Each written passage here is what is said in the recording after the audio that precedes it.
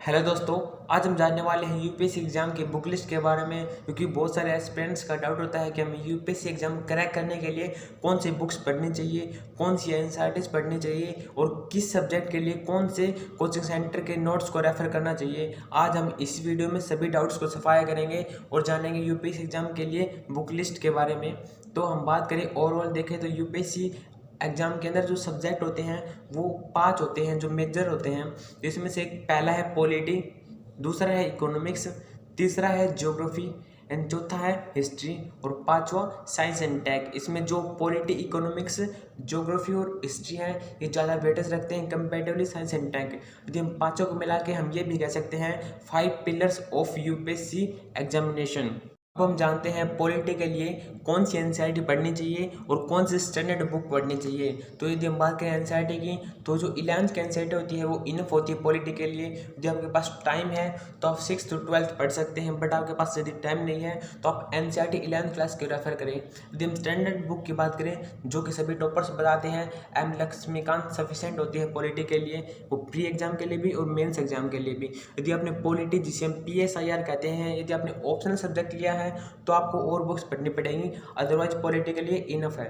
अब हम बात करते हैं हिस्ट्री के लिए। सबसे पहले हम हिस्ट्री के एनसीईआरटी की बात करते हैं। यदि आपका ह्यूमैनिटीज बैकग्राउंड नहीं है या आपका बेसिक क्लियर नहीं है हिस्ट्री को लेके तो आप 11th और 12th की एनसीईआरटी पढ़ सकते हैं, बट यदि आपका क्लियर है तो आप सीधे स्टैंडर्ड बुक्स पर भी आ सकते हैं। इसके लिए पहले यदि बात करें हम हिस्ट्री को 3 भागों में डिवाइड करते हैं, एंसेंट, मिडिवल और मॉडर्न। यदि एंसेंट हिस्ट्री की बात करें उसके लिए एक बुक आती है RS शर्मा की, आप उसको रेफर कर सकते हैं।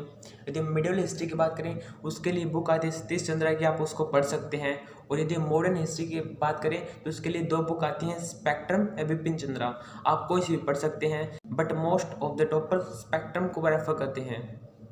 अब हम इकोनॉमिक्स की बात करते हैं तो सबसे पहले हम आते हैं एनसीईआरटी पर।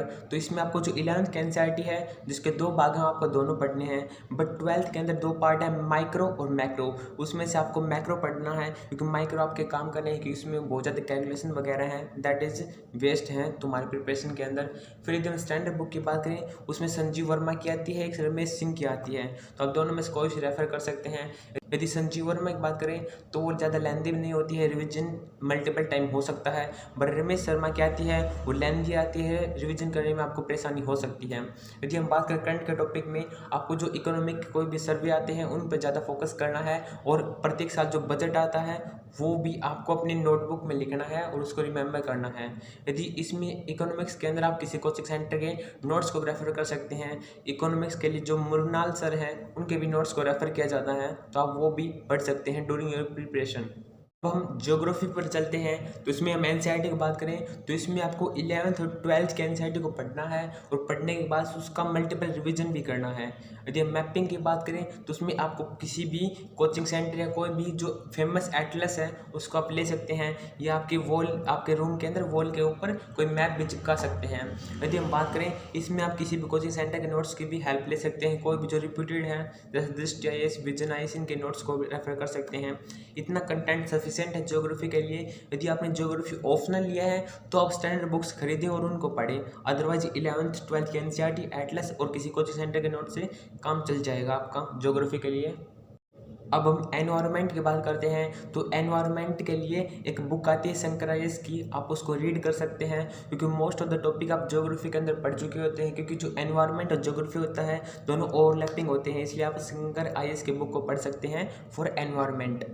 अब हम साइंस और टेक्नोलॉजी की बात करते हैं। इसके लिए आपको ओनली किसी भी कोचिंग सेंटर के कुछ नोट्स ले लेने हैं कि साइंस और टेक के लिए, क्योंकि जो साइंस और टेक के जो ज़्यादातर क्वेश्चंस आते हैं वो करंट बेस्ड आते हैं, जो करंट अफेयर के अंदर होते हैं, तो आपको उनको केयरफुली रीड करना है और आप किसी कोचिंग मटेरियल की हेल्प भी ले सकते हैं इन साइंस और टेक।